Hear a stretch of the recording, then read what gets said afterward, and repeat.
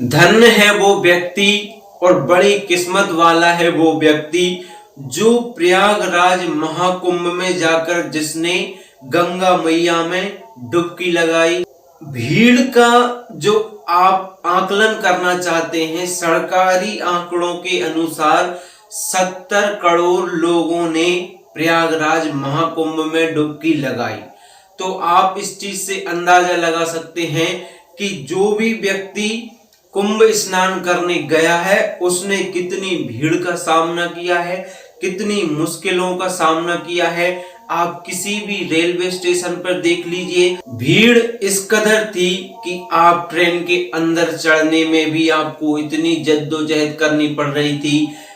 कोई धक्का मार रहा है, कोई फंस के बैठा है। ट्रेनों में तो इस तरीके की कंडीशन हो गई थी, किसी व्यक्ति को यदि टॉयलेट आ रहा है तो वो वहां तक वॉशरूम तक नहीं पहुंच सकता, क्योंकि भीड़ ने पूरे डिब्बे को खचाखच भरा है। पूरी ट्रेन ऐसी लदी हुई चली आ रही थी। इसी प्रकार का हाल उन लोगों का है जो लोग बसों से, कार से, अपने पर्सनल वाहनों से भी प्रयागराज गए थे। उनके साथ भी सेम यही हुआ। भले ही साधन उनके अपने थे, लेकिन रोड पर चलने के लिए जगह ना थी।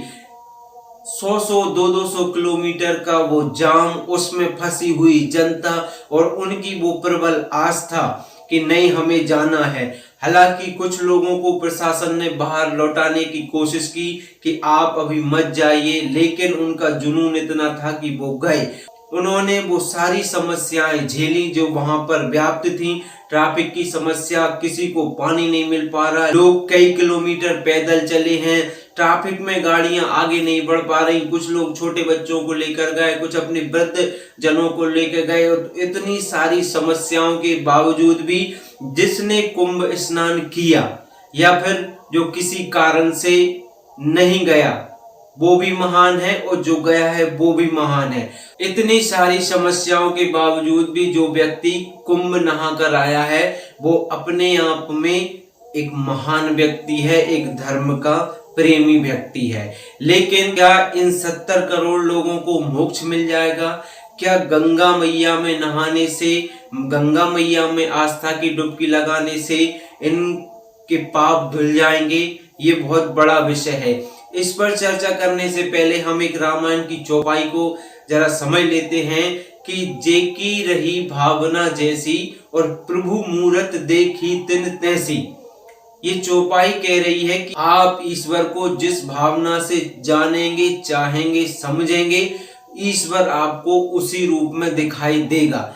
ये आंकड़ा अपने आप में बहुत बड़ा है कि 70 करोड़ लोगों ने कुंभ में डुबकी लगाई। लेकिन क्या वो सभी 70 करोड़ लोग सिर्फ आस्था की डुबकी लगाने गए थे या अपने धर्म को एक स्वरूप देखने गए थे धर्म का कि यार किस तरीके से कुंभ होता है, किस तरीके से नागा साधु आते हैं, किस तरीके से ऋषि मुनि जो तपस्वी हैं वो आते हैं, किस तरीके से शाही स्नान होता है? क्या वो 70 करोड़ लोग सिर्फ इसी उद्देश्य से गए थे कि हम गंगा मैया में नहाएंगे, ऋषि मुनियों के दर्शन करेंगे, नागा साधुओं के दर्शन करेंगे, शाही स्नान देखेंगे? क्या वो सब इसी उद्देश्य से गए थे? तो इसका उत्तर है बिल्कुल नहीं। करोड़ों लोग तो अपने खुद के प्रॉफिट के लिए कुंभ गए थे। आपने हर मोबाइल वाले को वीडियो बनाते हुए देखा है, आपने हर यूट्यूबर को वीडियो बनाते देखा है। कुछ लोग इतने गंदे किस्म के लोग थे जो अपने माता पिता को भी कुंभ में छोड़कर आ गए, उन्हें मुसीबत में छोड़ के आ गए ताकि उनसे छुटकारा मिल सके। ऐसी ऐसी आपने वीडियोस भी देखी हैं और समाचार पत्रों में भी इस चीज का खुलासा हुआ है कि कुछ लोग इतने निकम्मे लोग थे, वो कुंभ में अपने माँ बाप को घर से ले गए और वहां पर अपने माँ बाप को अकेला छोड़कर खुद वापस आ गए। तो इस तरीके के लोगों को बताइए अब किस तरीके से मोक्ष मिलता है। और कुछ लोग अपनी सोशल मीडिया का जो धंधा है उसको बढ़ाने के लिए प्रयागराज गए थे। कुछ यूट्यूबर्स महीनों पहले से प्रयागराज में डटे हुए थे, अपनी वीडियो बना बनाकर पोस्ट कर रहे थे ताकि उनके सब्सक्राइबर बढ़ सके, उनके व्यूज बढ़ सके, उनके डॉलर ज्यादा से ज्यादा अर्न हो सके। इस वजह से लोग इतने सेल्फिश हो गए थे कि वो अपने खुद के कंटेंट बनाने, अपने खुद के पर्सनल लाभों के चलते वहां जाकर भीड़ इकट्ठी कर दी। वरना आप जानते हैं ये इतने अच्छे लोग नहीं हैं कि ये आस्था के नाम पर वहां जाएं। कुछ लोग ऐसे थे जो सिर्फ अपने निजी स्वार्थ के चलते प्रयागराज गए। कुछ वहां पर महीनों महीनों रुके अपने वीडियो वायरल कराने के लिए। कुछ समाचार पत्र अपनी समाचार पत्रिकाओं में खबर छापने के लिए वहां रुके। और जो राजनेता हैं वो अपनी पॉलिटिक्स को आगे बढ़ाने के लिए, ताकि 70 करोड़ लोग बहुत होते हैं, जो 70 करोड़ लोग वहां गए, उसके अलावा भी पूरी दुनिया प्रयागराज को देख रही थी किसी न किसी मीडिया के माध्यम से। तो कुछ लोग अपने आप को फेमस करने के लिए वहां गए। नेता लोग भी गए नहाने।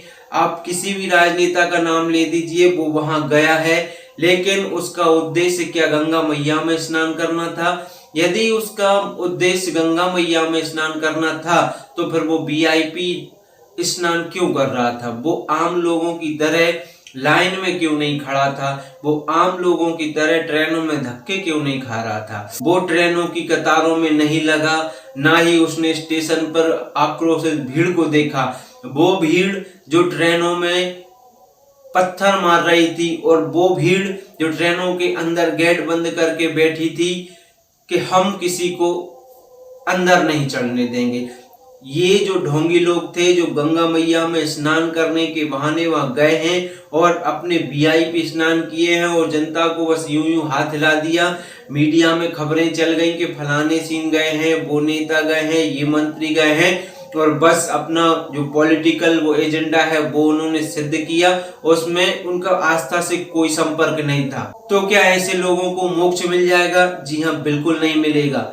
ऐसे लोगों को मोक्ष नहीं मिलेगा। और वो लोग जो गए तो हैं स्नान के नाम पर, गए तो हैं प्रयागराज के नाम पर, और वो ट्रेनों में गुंडागर्दी कर रहे हैं, जो मासूम भोली भाली जनता को सीटों पर नहीं बैठने दे रहे, ट्रेनों में नहीं चढ़ने दे रहे। आपने कई वीडियो देखी होंगी जो ट्रेनों में पत्थर मारे गए, जो बाहर जो जनता परेशान हो रही थी, और अंदर जो डिब्बे में बैठे हुए लोग थे वो गेट बंद कर रहे थे ताकि वहां से जनता का आगमन ट्रेन में ना हो सके। तो क्या इस तरीके की मानसिकता वाले लोग मोक्ष की प्राप्ति के हकदार हैं? बिल्कुल नहीं है। लोग इस तरीके से गुंडागर्दी भी कर रहे थे, अपना दबदबा भी दिखा रहे थे, और अपनी बेशर्मी भी दिखा रहे थे। भाई, जब लोग सभी वहीं जाना चाहते हैं तो सबको मिलजुल के जाना चाहिए। ट्रेन की गेट बंद करने से आपको मोक्ष नहीं मिलेगा।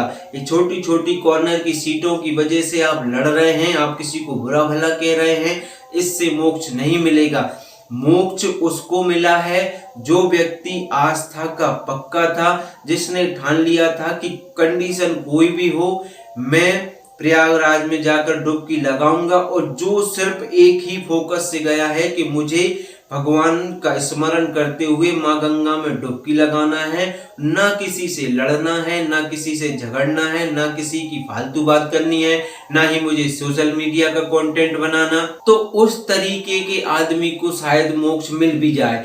एक और बयान जो आया था, मौनी अमावस्या की भगदड़ में कुछ लोगों ने अपने प्राण वहां पर गवा दिए थे, तो धीरेन्द्र शास्त्री जी का बयान आया था कि वो लोग मोक्ष की प्राप्ति हो गई उन लोगों की।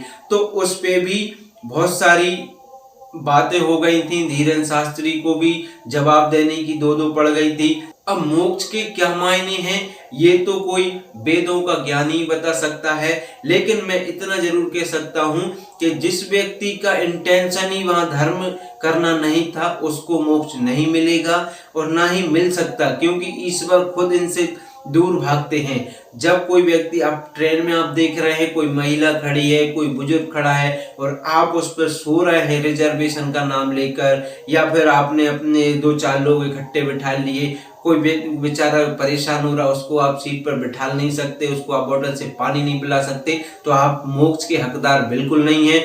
आप अपनी सोशल मीडिया को वायरल करने, अपने वीडियोस को वायरल करने, अपना नाम बनाने, अपनी छवि बनाने के लिए वहाँ प्रयागराज में घूम रहे हैं, तो इससे आपको मोक्ष नहीं मिल सकता। मोक्ष उसको मिला है जिसने पूरी श्रद्धा और विश्वास के साथ कि हाँ, गंगा मैया सजीव रूप में है, गंगा मैया एक जीवित देवी हैं, ये सोचकर उसने स्नान किया है, वो भगवत स्मरण करता रहा है और अपने काम से काम रखते हुए गया है और काम से काम रखकर वो बाहर आया है, अपने घर को लौटा है। उस व्यक्ति को शायद गंगा मैया मोक्ष प्रदान कर दें। लेकिन इस तरीके की जो गंदी मानसिकता के लोग हैं, ये धार्मिक आयोजनों को खराब करने का काम करते हैं, धार्मिक आयोजनों को बदनाम करने का ना काम करते हैं। उस दौरान जो भगदड़ हुई थी उसमें भी कुछ इसी टाइप के लोगों का हाथ था, वरना जो व्यक्ति जो अपनी आस्था को लेकर वहां गया है, सिर्फ स्नान करने गया है, वो कभी भगदड़ मचाने का काम नहीं कर सकता। ये ईश्वर भी देख रहा है।